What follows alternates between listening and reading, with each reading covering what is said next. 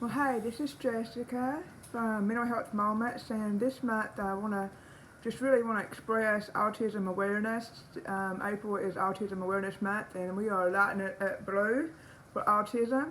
And this is my husband Ryan, and this is Yay. my son Cannon. Cannon, can you say hey? Hey, good job, Cannon. Cannon is 5. He'll be 6 in May. And we just want to talk to you a minute about what autism is and how it's affected our family. You know, autism is a neurological disorder. It's something that goes on in the brain, and every child with autism is different. And, you know, I just want to kind of share with you our journey and what we have gone through having a child with autism. You know, Cannon was born fine, everything through labor. You know, we did have to have a C-section with him, but he was just a healthy baby boy. And as Cannon began to grow and go through his milestones, we noticed that there were some milestones that he was lacking in, and one of them was verbal.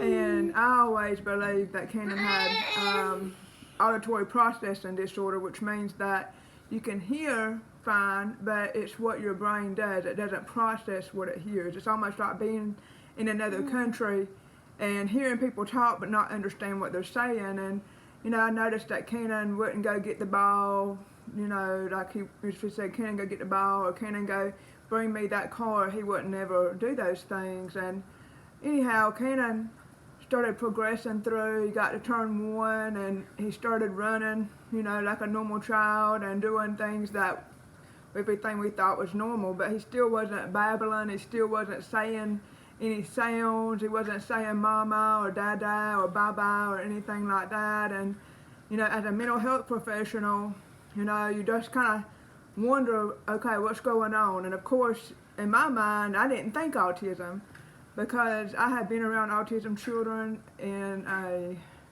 mental health care profession, and, you know, some of those children were very severe.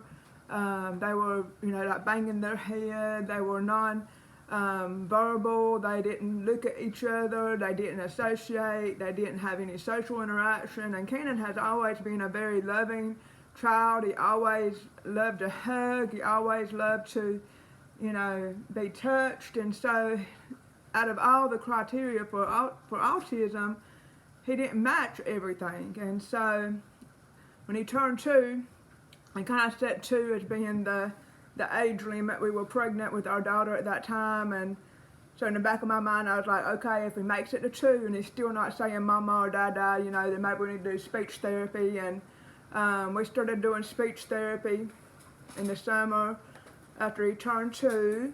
And it was then that we started with Babies Can't Wait, and then we had a private therapist, Miss Carrie Kramer, who we greatly appreciate, who came into our home and started doing some speech therapy. And it wasn't more like Bible type therapy, it was more like getting Cannon to look you in the eye and getting him to see you and things like that. And it was good to see Cannon starting to interact in those ways. And then it started a little preschool in January before he turned 3, and we was hoping that maybe that being around other kids would help increase his verbalization, because at this point he still was not saying any words. He was not still babbling or imitating any sound. If you said, Cannon, say bye bye bye, you know, he wouldn't say bye bye bye. He wouldn't imitate any sounds. And so it was there at his little preschool that he went to that we was hoping that maybe those verbalizations would increase. And so, because there was nothing that happened there, we started what was called ABA therapy, applied behavioral analysis, and we got introduced to Amber Anderson, who has been with our family since April of 2017. And since then, she has been doing ABA therapy with Cannon, and it was in that we began to see Cannon begin to unlock different things. And we had different therapists through ABA come through. Miss Amy Carter was a big blessing to us. She taught Cannon how to go down the slide. Cannon, what I didn't realize is Cannon didn't go down the slide. He didn't get on a swing. He didn't climb. He didn't do some of those things that maybe other children did. And because he's our first child, we didn't recognize what he was missing. But even still to this point, we have not got diagnosis of autism. You know, we are self-paying parents. We you know, trying to do everything we can. The pediatrician would say, oh, it's okay, give him to his, you know, his 3rd birthday, give him to his 5th birthday, and he'll start talking, everything's fine. But it wasn't until probably January before his 4th birthday that we went and met with, it was Miss Dr. Hudson, who's a wonderful friend of mine, who is a neurologist, and it was there that she began to guide us and direct us. And one of the things that she really pointed out to me was sensory processing disorder. And, you know, a lot of children with autism have those issues, and so I never thought about it, but we signed Kenan up, we got him involved in occupational therapy, and it was there, but we was traveling Savannah every single week, that we began to see Kenan progress even more, along with the ABA therapy. And it was in occupational therapy that he almost like quit spinning.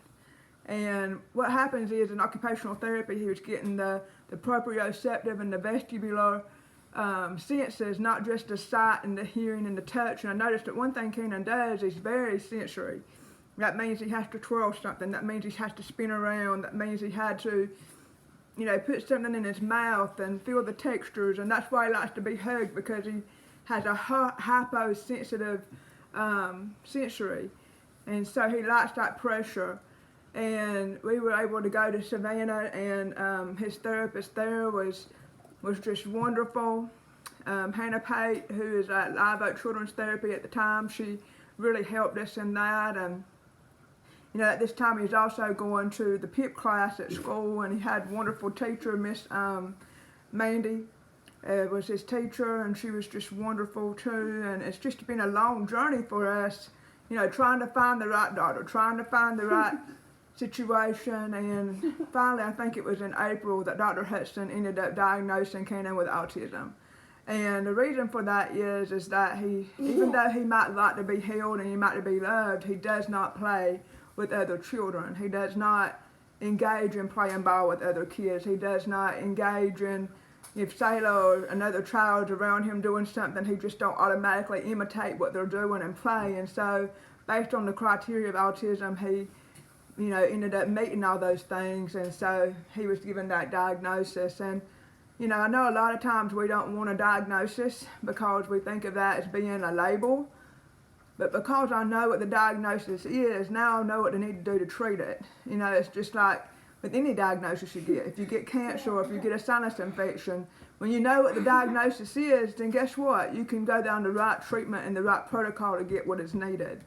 And so, you know, it's been a long journey for us. He will be 6 in just a couple of weeks, and it's hard to believe that he's 6, but with the PT, he started PT over in Savannah as well, and speech over in Savannah. And while he was doing that for a year and a half, we began to see him go through leaps and bounds along with the ABA therapy, applied behavioral analysis that helps Kenan understand what to do and help him to communicate. He's been requesting things more. We've seen his mind and his brain begin to unlock, where he can do puzzles. He can now imitate sounds. He can say ba ba ba when I say Kenan, say ba ba ba, you know. You know, it's been a long process for us, and just, you know, it's like a blank slate. We don't know what to do, and we just have to trust God that He helps us in this process. And you know, I just want to encourage you, anyone out there that is struggling with, you know, having a child with autism, you know, you're not alone. I think the biggest thing is this month of April and this month of Autism Awareness is breaking the stigma, you know, talking about it with others, you know, sharing your story with others. You know, this isn't an easy life. You know, no, this isn't what we planned in our mind and our heart. You know, we plan to have that healthy baby boy that wants to play ball, that wants to be the football player, that wants to be, you know, the top of his class. And you know, I don't know what Kenan's going to do, but I do know we serve a mighty God, and you know, Kenan may do leaps and bounds that I've never expected him to, and he is already. I've learned to appreciate the small things in our life, that we celebrate the small things. When Kenan, you know, put on his glasses for the first time and didn't cry, that was an exciting thing. When Kenan wore a hat for the first time, that was an exciting thing. When he got on a swing and was able to swing or climb up a slide and go down. That was so huge. Or, you know, Kennan's able to sit at a table and accomplish something. You know, it's such a huge thing for us. And so ABCs. Yep. And one thing recently, we didn't even know he knew his ABCs. He just goes to the board and starts putting the magnetic letters in alphabetical order.